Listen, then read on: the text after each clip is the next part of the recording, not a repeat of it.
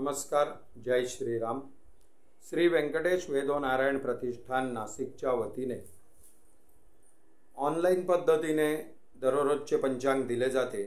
त्याचबरोबर आज अक्षय तृतीयेच्या मुहूर्तापासून आपण नक्षत्र आणि त्याविषयीची माहिती बघणार आहोत। नक्षत्र म्हणजे काय?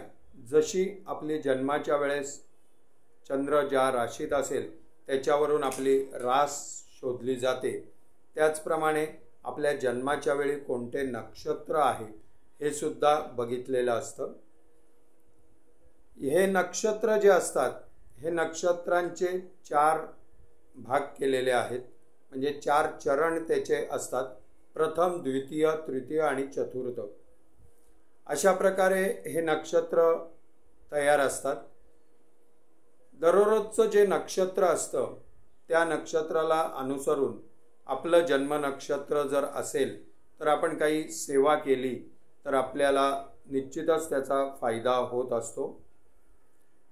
नक्षत्राबरोबरच आपल्या जन्मराशीनुसार नक्षत्र आणि त्याचे एक वृक्ष किंवा त्याचा स्वामी, त्याच्यासाठी कुठलं दान द्यायचं, या सर्व गोष्टींची विभागणी करण्यात आलेली असते।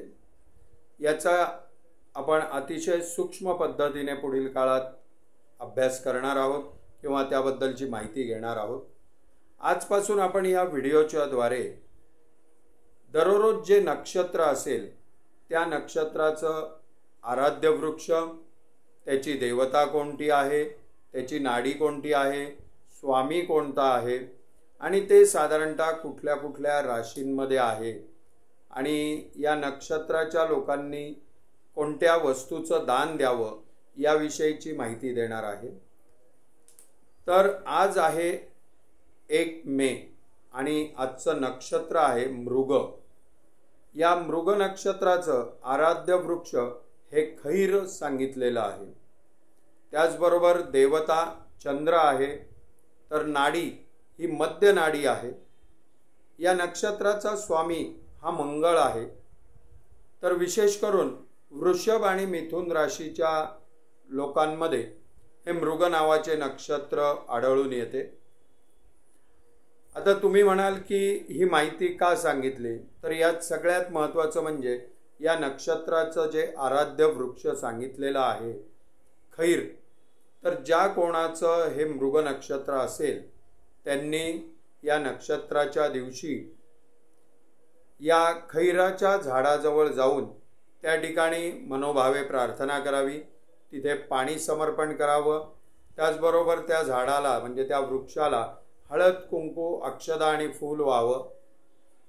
आपल्या जर काही अडीअडचणी असतील तर आपण हे आपलं जे आराध्य वृक्ष आहे त्या आराध्य वृक्षाच्या मूळ, खोड, पान, फूल आणि फळ या 5 गोष्टींपैकी कोणतीही गोष्ट जी आपल्याला शक्य होईल ती जवळ बागेत बाळगली किंवा त्या आराध्य वृक्षाची आपण जर नक्षत्राच्या दिवशी पूजन केले तर आपल्या जीवनातील काही अडचणी बऱ्याचशा प्रमाणात कमी व्हायला सुरुवात होते।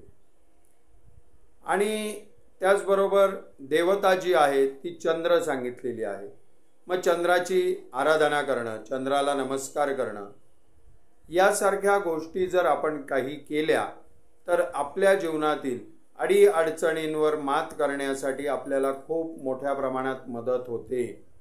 आणि विशेष म्हणजे यासाठी कुठल्याही प्रकारचा आर्थिक फटका आपल्याला सहन करावा लागत नाही।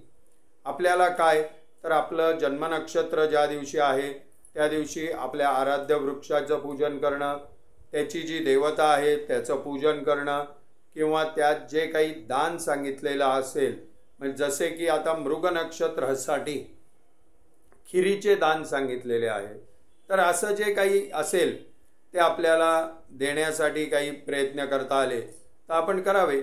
आणि नक्षत्राची किंवा नक्षत्राला अनुसरून असलेल्या आराध्य वृक्षाची सेवा केल्याने आपल्या जीवनातील अडीअडचणींवर मात करण्यास खूप मोठी मदत होते। अशा प्रकारे दररोज आपण जे नक्षत्र असेल त्या नक्षत्राची माहिती आपण देण्यास सुरुवात करणार आहोत। हा व्हिडिओ आपण बघावा, जास्तीत जास्त लोकांपर्यंत हा पोचवावा। ज्यांना कोणाला आपले जन्म नक्षत्र माहीत नसेल त्यांनी आमच्या व्हॉट्सअप नंबरवर संपर्क साधावा। किमान 24 तास आधी हा संपर्क साधला गेलेला पाहिजे, म्हणजे आपल्याला आपले जन्म नक्षत्र आम्ही कळवू शकू। याच्यासाठी कोणतेही शुल्क आकारणी श्री व्यंकटेश वेदो नारायण प्रतिष्ठान करणार नाही।